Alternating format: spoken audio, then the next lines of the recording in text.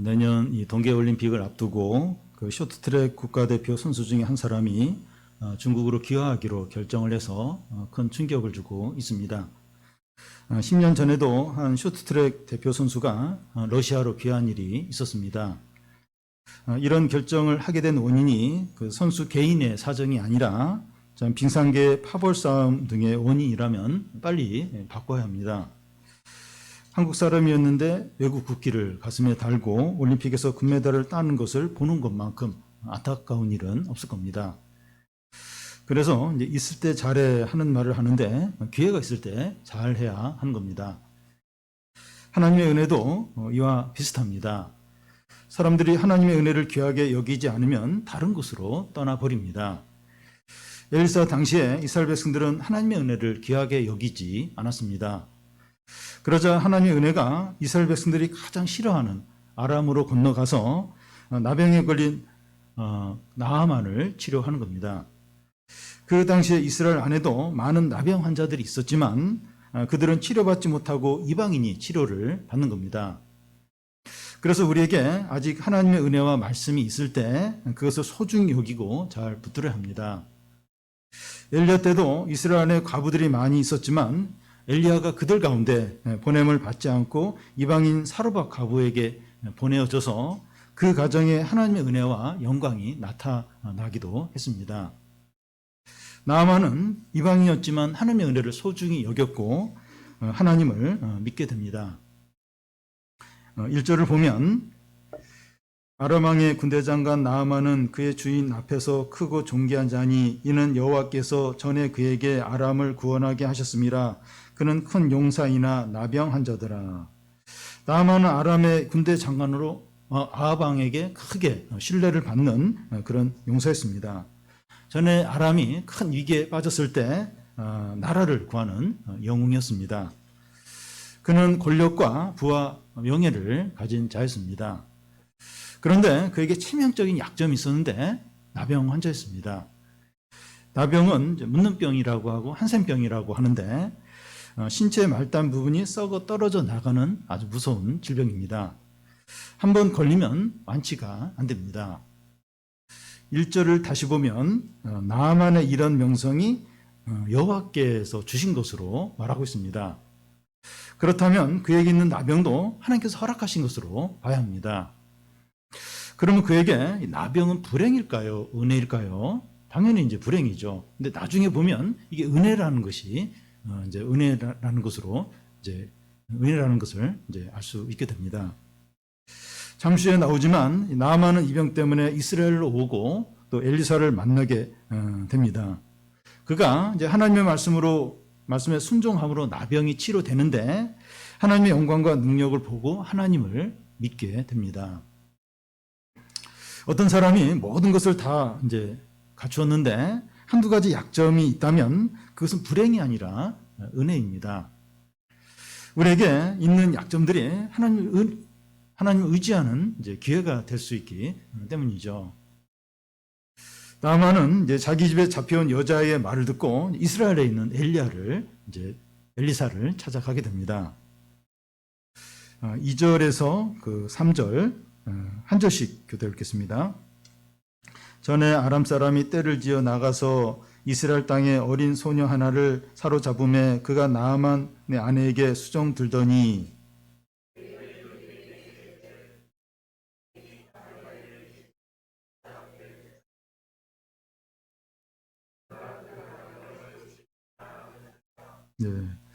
전에 아람 사람들이 이스라엘의 한 지역을 이제 공격해서 약탈을 하면서 한 여자 아이를 이렇게 포로로 잡아왔습니다.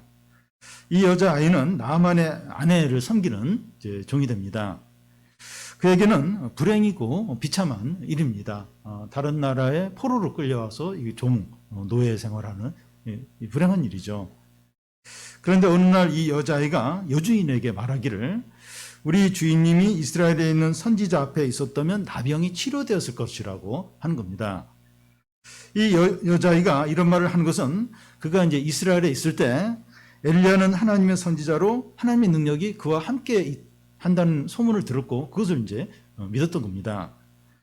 이 여자아이가 하나님을 믿지 않았으면 엘리사 이야기를 여주인에게 하지 않았을 겁니다.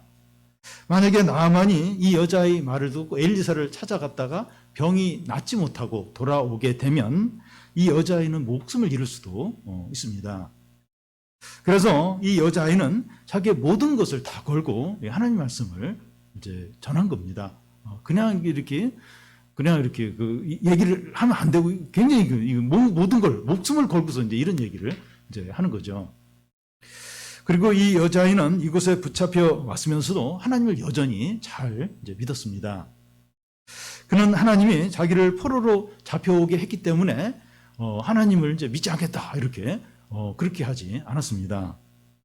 나에게 이런 고통과 불행을 준 하나님을 더 이상 믿지 않겠다 이렇게 할 수도 있었는데 그렇게 하지 않았습니다. 그러니까 그 하나님을 이제 그 포로로 잡혀오기 전에도 하나님 믿었는데 잡혀온 후에 얼마나 자기에게 이런 참 큰 고통과 불행을 이제 안겨다 줬는데 이런 하나님 더 이상 안 믿겠다. 얼마든지 그럴 수 있죠. 근데 그렇지 않은 거예요. 이 참된 믿음은 어려움이나 상황과 상관이 없는 거죠. 그렇다 할지라도 그 믿음은 이제 변치 않는 게 참된 믿음이죠.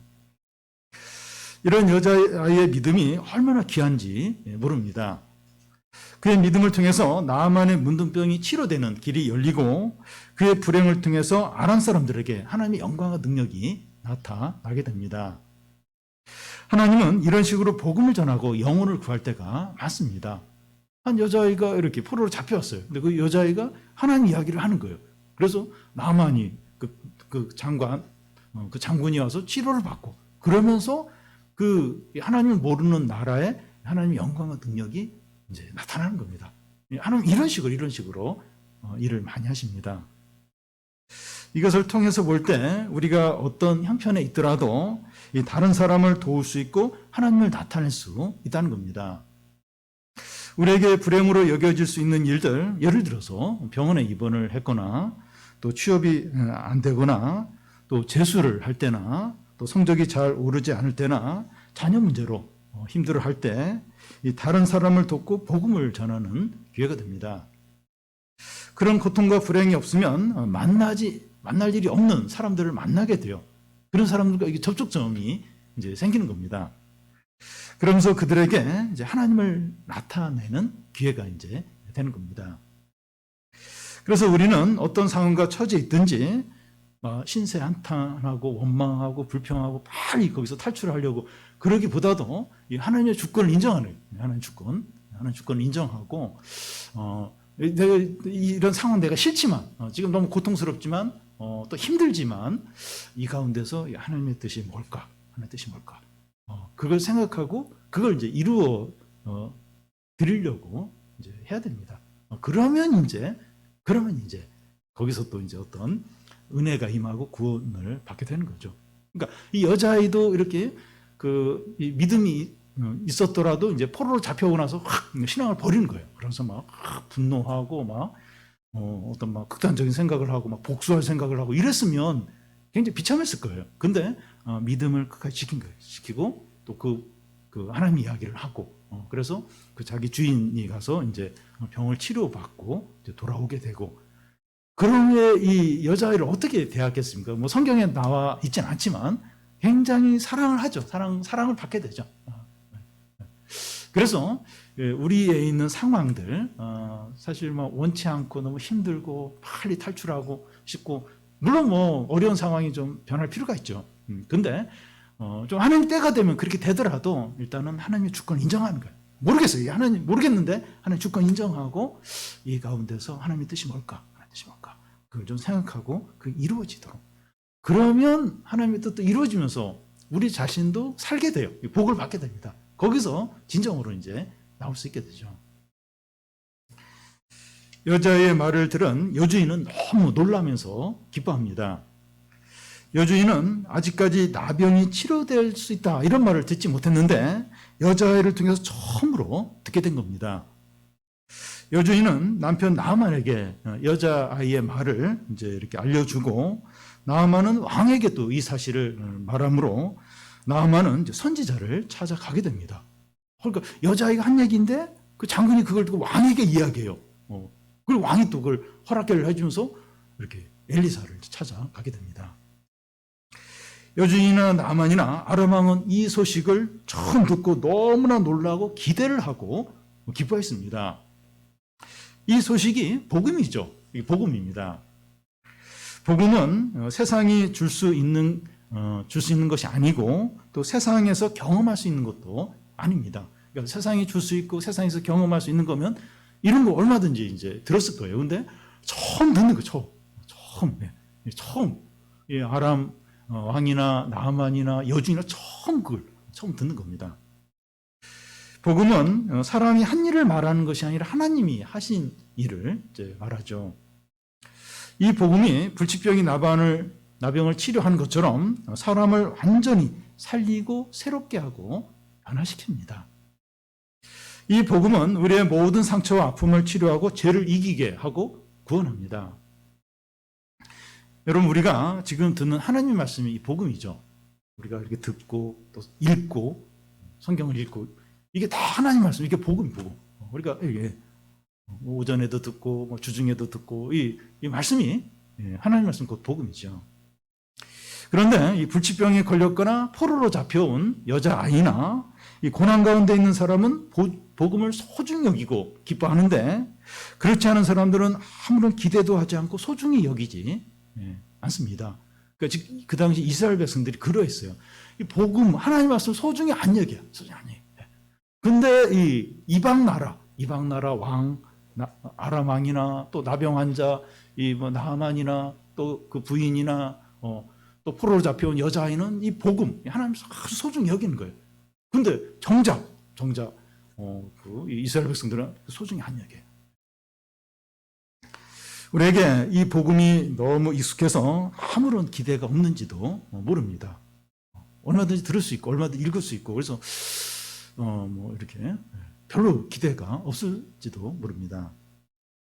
만약에 우리가 하나님의 말씀에 대해서 이런 익숙해서 기대도 없고 그런 태도라면 이 말씀을 빼앗길 수 있다는 겁니다. 이 말씀의 촛대가 옮겨질 수 있어요. 그리고 말씀의 기갈이 찾아올 수 있습니다. 코로나와 함께 한국교회 말씀의 기갈이 시작되었다고 생각됩니다. 우리 1년이 지나면서 좀 익숙해졌는데 한번 생각해 보세요. 교회 오려면 전화를 해야 되고 모임도 이렇게 같이 모여서 못하고 이게 한두 가지. 이게 말씀의 기갈이. 물론 이제 인터넷을 통해서 유튜브를 통해서 말씀을 들을 수 있지만 들을 수 있는데 안 돼요. 이게 시간 내서 교회 오는 거하고 이게 자기가 찾아서 얼마든지 그렇게 할 수 있죠. 근데 안 돼. 그리고 자꾸 이렇게 지나가는 거예요. 자꾸 소홀히 여겨지게 이제 되는 거죠. 그러니까 이 코로나와 함께 이 말씀의 기갈이 시작이 됐습니다. 우리가 이 말씀을 빼앗기지 않기 위해서 어떻게 해야 됩니까? 여자애처럼 이 하나님의 말씀에 모든 걸 걸어야 돼요. 이 말씀 모든 것으로 여기고 모든 걸 걸어야 되고 여주인이나 나아만이나 아람 왕처럼 말씀을 기대하고 소중하게 여겨야 됩니다. 아니 이런 말씀 이런 소식이 있었나 이러면서 기대를 갖고 아주 소중하게 여겨야 됩니다. 우리가 익숙해져 있다면 자신 돌아보면서 이러면 이거 망한다, 이거 빼앗긴다, 이거 잃어버린다. 생각하면서 이렇게 모든 것을 여기고 소중하게 여기고 기대를 갖고 관심을 갖고 그렇게 해야 이제 안 뺏겨요. 여러분 이 복음은 싸구려가 아니에요. 그리고 그냥 이렇게 어떤 시장에 가면 이렇게 사면 이제 하나 그냥 이렇게 하나 더 주고 그런 게 아닙니다. 복음은 아주 귀한 거. 그래서 소중히 안 여기면 말씀의 촛대가 옮겨져요. 그리고 빼앗겨요. 가져갑니다. 그래서 거기서부터 완전히 제외되도록 그렇게 해요. 그래서 소중히 여기고 또 귀하게 여기고 우리의 모든 것을 여기고 그래야 이걸 안 뺏깁니다. 나아만 장군은 이 여자의 이제 말을 왕에게 알리자 아람 왕은 이스라엘 왕에게 편지를 써줄 테니까 이스라엘에 다녀오라고 합니다. 나아만은 은 10달란트와 금 6,000개와 의복 10벌을 가지고 또 왕의 편지와 함께 이제 이스라엘로 이제 가게 됩니다. 6절, 7절을 한 절씩 그대로 읽겠습니다. 이스라엘 왕에게 그 글을 전하니 일렀으되 내가 내 신하 나아만을 당신에게 보내오니 이 글이 당신에게 이르거든 당신은 그의 나병을 고쳐주소서 하였더라.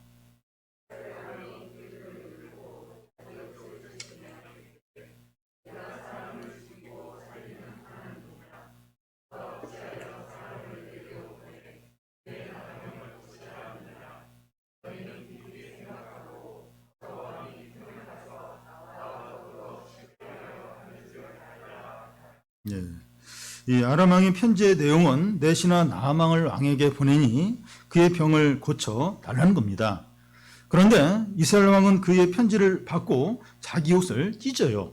그 당시에 이 옷을 찢는다고 하는 것은 큰 분노와 깊은 슬픔과 큰 절망을 표시하는 겁니다. 이스라엘 왕은 내가 사람을 살리고 죽이는 하나님이냐 하면서 이 분노와 절망과 불쾌감을 나타내고 있습니다. 그러면서 신하들에게 말하기를 아람 왕이 이제 말도 안 되는 것을 부탁해서 시비를 걸어서 지금 전쟁을 하려고 한다 이렇게 합니다. 그런데 아람 왕이 이스라엘 왕에게 편지를 보낸 것은 이스라엘 안에 있는 엘리사를 통해서 선지자를 통해서 나아만의 병을 치료해 달라고 그렇게 부탁을 하는 건데 이스라엘 왕은 오해를 해서 지금 시비를 걸고 있구나. 지금 전쟁을 하려고 지금 뭔가 건수를 지금 만들고 있구나. 이렇게 이제 여기는 겁니다. 이스라엘 왕의 이런 반응이 무엇을 보여주는가 하면 이스라엘 안에 계신 하나님과 하나님의 선지자 엘리야를 전혀 의식하고 있지 않다는 겁니다.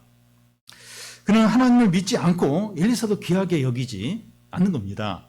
얼마 전에 이스라엘 왕 자신하고 또 그 유다 왕 여호사밧과 또 에돔 왕이 연합을 해가지고 모압과 전쟁을 하러 이제 갔는데 이제 일주일 정도 돼서 막 물이 없어가지고 다 이제 군인들과 또 가축들이 죽을 뻔했는데 막 물을 이제 땅을 파고서 물이 나오고 또 막 그 모압이 오해를 해가지고 또 막 막 이렇게 연합군들이 자기들 싸우는구나 이러면서 왔다가 이제 몰살당하고 그래서 큰 전쟁에서 이제 큰 승리를 거두는 그런 경험을 했어요.